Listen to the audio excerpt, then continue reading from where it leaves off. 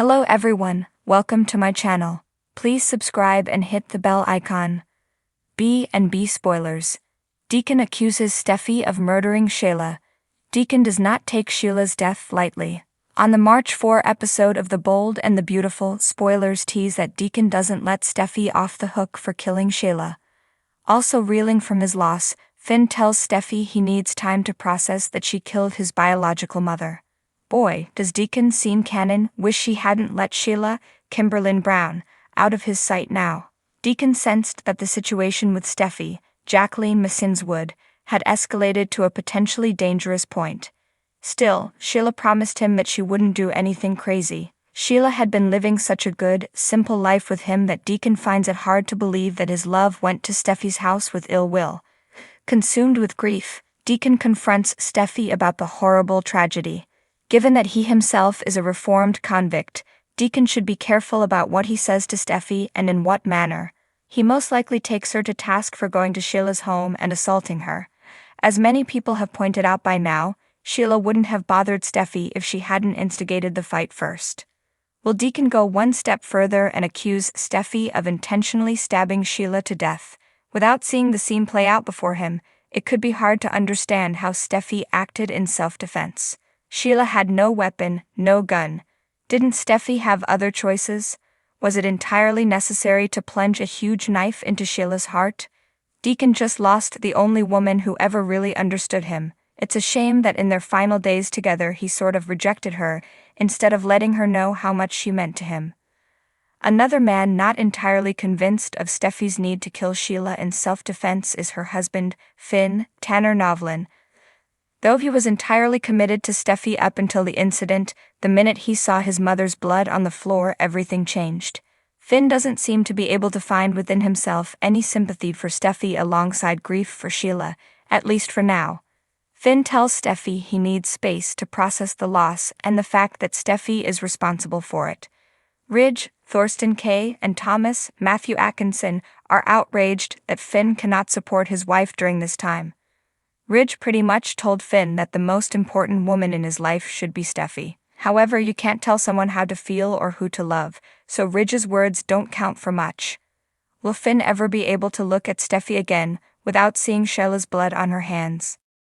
In the tranquil streets of Los Angeles, where sunlight dances on the facade of elegant buildings and whispers of intrigue glide through the air like silk, lies the heart of countless tales.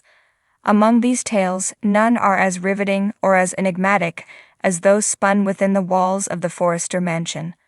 Within its opulent chambers, love and betrayal entwine in a delicate dance, and secrets linger like shadows in every corner. At the heart of this swirling vortex of drama stands the formidable figure of Deacon Sharp, a man whose past is shrouded in darkness and whose motives are as enigmatic as the shifting sands.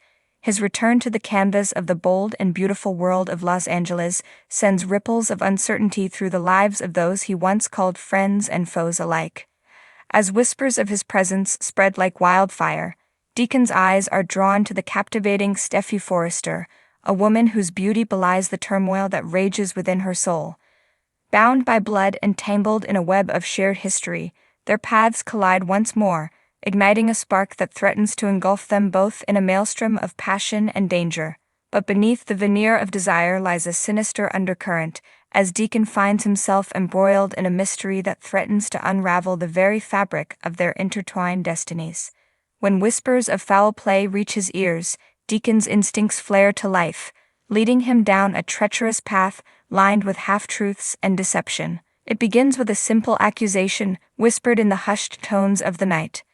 Deacon's gaze pierces the darkness as he confronts Steffy with damning evidence that points to her involvement in the untimely demise of Sheila Carter, a woman whose presence haunted the Forrester family for decades. Steffy's eyes widen in disbelief as Deacon lays bare the pieces of the puzzle, each one fitting together with chilling precision.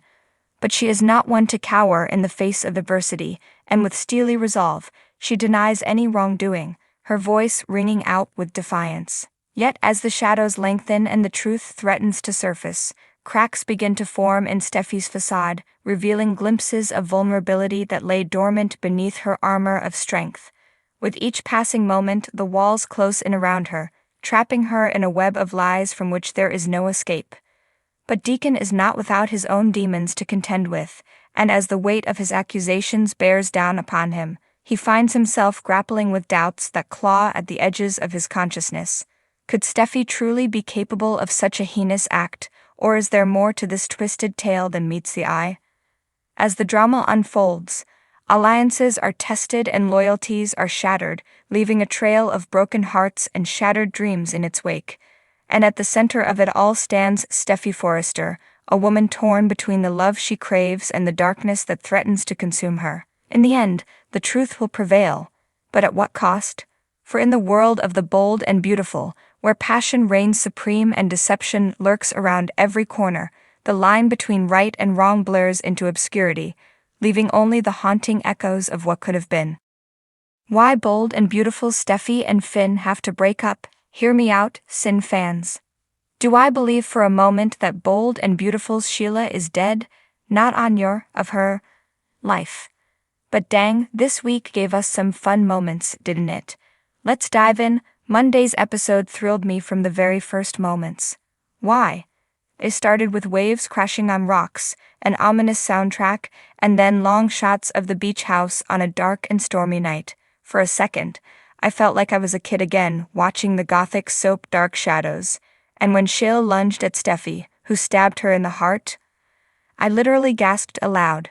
Then Sheila started coughing up blood, which spread across that carpet. Any fan of horror movies or solid thrillers like Fatal Attraction knows that the only satisfying end a villain can meet is a bloody one. We need to feel as if they've paid the price for everything they've done, so it made sense that Sheila's demise would be as gory as possible, and I loved every single second of it. Then on Tuesday, we started with the paramedic saying that Sheila had a pulse, and we all screamed at our television set in unison at having been tricked by Bold and Beautiful's writers yet again. But no, it was a trick within a trick, because a few minutes later, she was declared dead, or should I say someone was declared dead. If you've been reading our coverage of this story, you know that as a staff, we don't believe Sheila's dead, no way.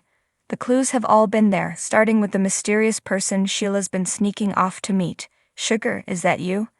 And as word spread, how did nobody say, did we check for that missing toe to make sure we're not being scammed again?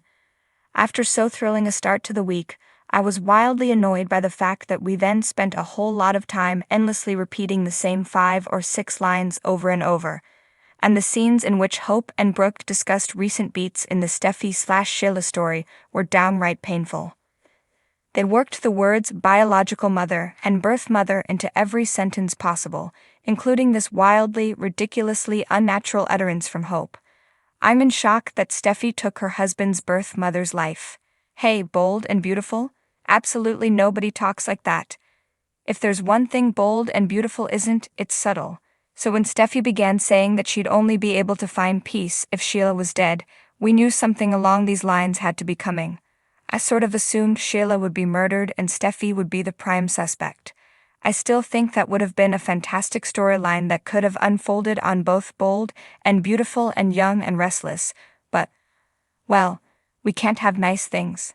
So instead we get Steffy stabbing Sheila, and I kind of feel like I should be doing Sheila because of the aforementioned doubts, with the fallout clearly landing squarely on Finn's marriage, because clearly Finn is deeply upset about the fact that the woman who gave birth to him is dead. Which is all well and good except for one small problem. As fans such as Kai pointed out on Twitter, this ain't the first time Finn has believed his mom dead, and he seemed a whole lot less upset at the thought of her being devoured by a bear, a pretty gruesome way to go, than by his wife stabbing her in self-defense. Obviously, the show plans to put Finn and Steffy through the ringer, with him struggling to accept that she killed his mom. And in case you missed the oh-so-subtle signs, that means that Liam will be free to make a beeline for Steffy, while Finn will find himself relying more and more on Thomas. Cue the creepy music as we wonder if his dark side will emerge to deal with the threat of Finn. Now look, I know that Sin Nation is going to hate the idea of their favorite couple being torn apart, but let me remind them of a few things. First, this is a soap. Every couple, no matter how much they are loved, eventually is torn asunder. From General Hospital's Luke and Lorev to Young and Restless Nikki and Victor, no couple is sacred, But more importantly, if they don't part, they can't have the epic reunion, like the one Steffi and Finn shared in Monte Carlo. I suspect there's a long and rocky road ahead for these two, but I'm here for it. I've long said that I don't ship couples, I ship storylines. You know what happens to a couple on this show who doesn't face strife? They become Katie and Carter, hanging out in the background waiting for someone to need a recap of what's going on, or, in his case, a wedding officiated. So the police asked Steffi about 3 questions and then left. No sealing the scene of the crime, no asking her to stay elsewhere while they conduct their investigation.